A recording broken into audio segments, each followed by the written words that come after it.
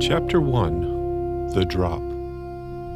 The wind came low and bitter off the Altai, sliding down the barren slopes of the Saylyugem Mountains and stripping the air to a hush.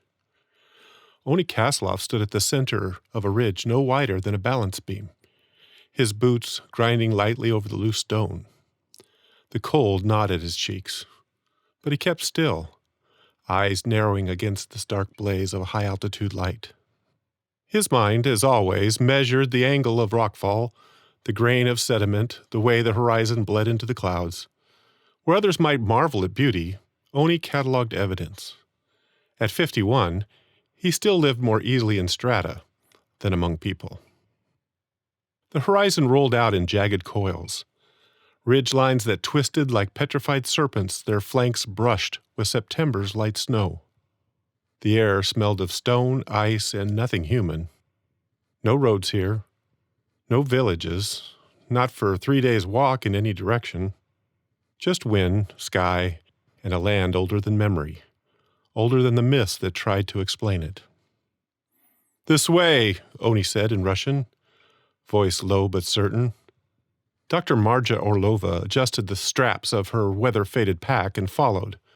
Tall and sinewy, her stride carried the stubborn balance of a body hardened by granite and glaciers, and shaped in deserts and jungles.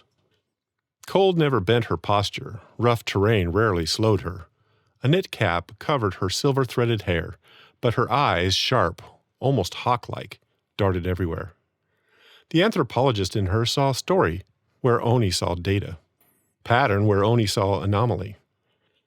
She carried a leather-bound field journal in a waterproof case strapped against her hip, her lifetime of conjecture and record, the pages already worn soft from years of sweat, rain, and ink.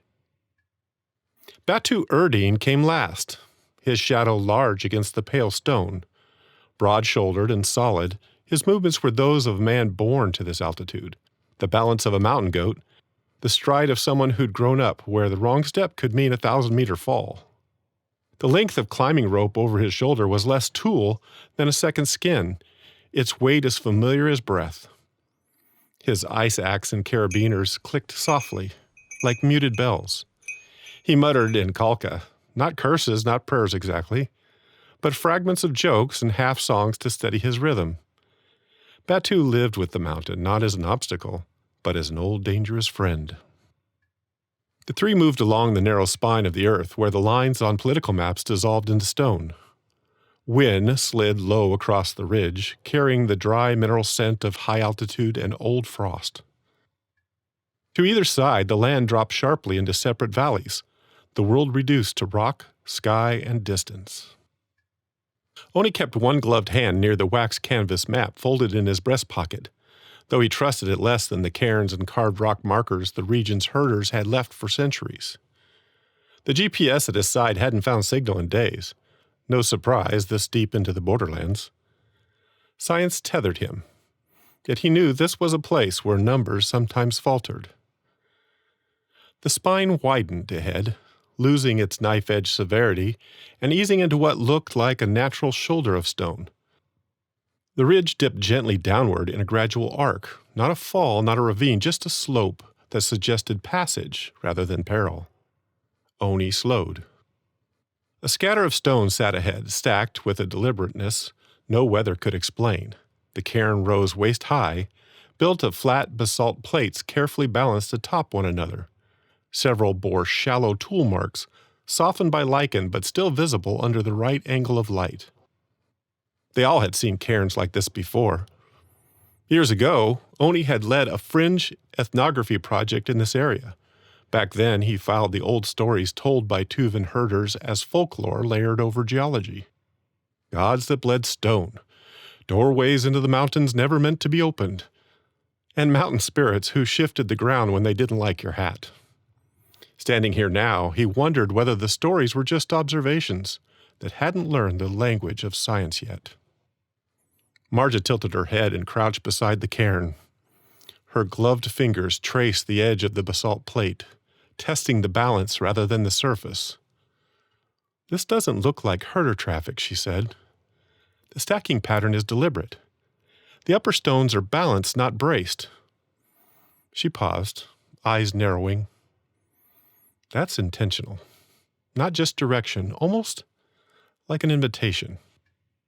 When she leaned into stone like this, something in her changed. The guarded reserve she carried through most conversations faded, replaced by a sharp, focused clarity. Discovery did that to her. Pattern steadied her.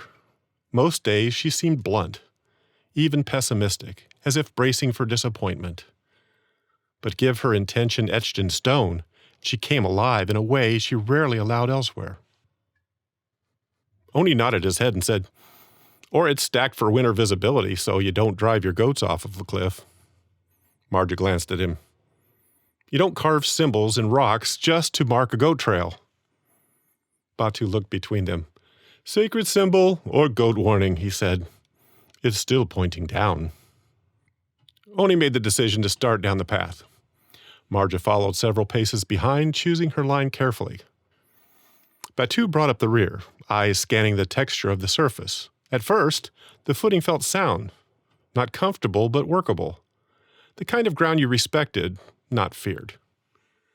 They continued downward. Then the ground shifted. Not a slide, just a subtle settling beneath Batu's boot. He slowed instinctively, scanning the slope with the quiet attention of someone who had grown up reading terrain before reading books. Oni stopped, turned, and studied the slope where Batu stood. His gaze moved across the shale in quiet calculation. Batu had felt it first, but the pattern was visible now. Uneven compression in the scree, faint tension lines where frost had pried the crust apart. No roots, no anchor. The slope wasn't part of the mountain. It was resting on it. The mountain groaned. It began low, like the belly of the wind, then deepened into something that struck bone. The ridge quivered.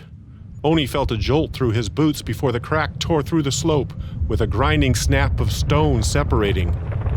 The slope gave away. It didn't slide. It dropped. The ground beneath Oni's boots collapsed with a grinding roar, the shale crust tearing loose beneath him. The sound was enormous, a deep rupture that swallowed the wind and filled the world with breaking stone. Oni had one fractured second of weightlessness. Then the mountain vanished. He dropped through the exploding shale, rock hammering his shoulders and ribs. Something struck the side of his head hard enough to burst light behind his eyes and twist his vision sideways. The sky flashed white, then gray, then disappeared into a choking column of dust and falling stone. He twisted instinctively, trying to shield his face, but there was no orientation, only impact. The ground hit him like a fist. The air tore from his lungs in a brutal grunt. He rolled hard, stones biting into his palms, grit grinding between his teeth. More debris crashed down around him, fragments ricocheting off the floor in wild, unpredictable bursts.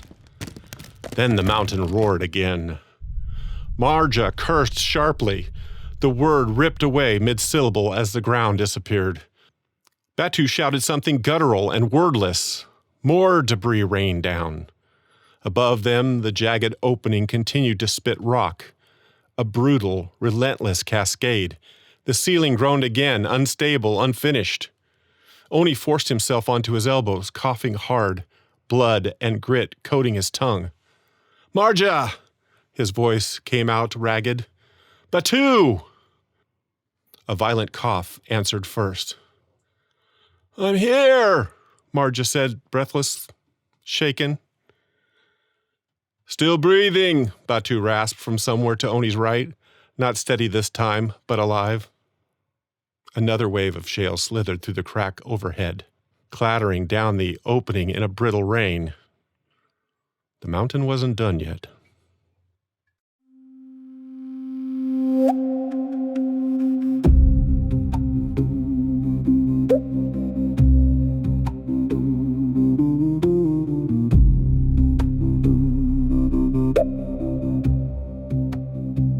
Beneath the stone, beneath the snow, a hidden weight began to slow. The ground gives way where none should be. The world unbinds its gravity.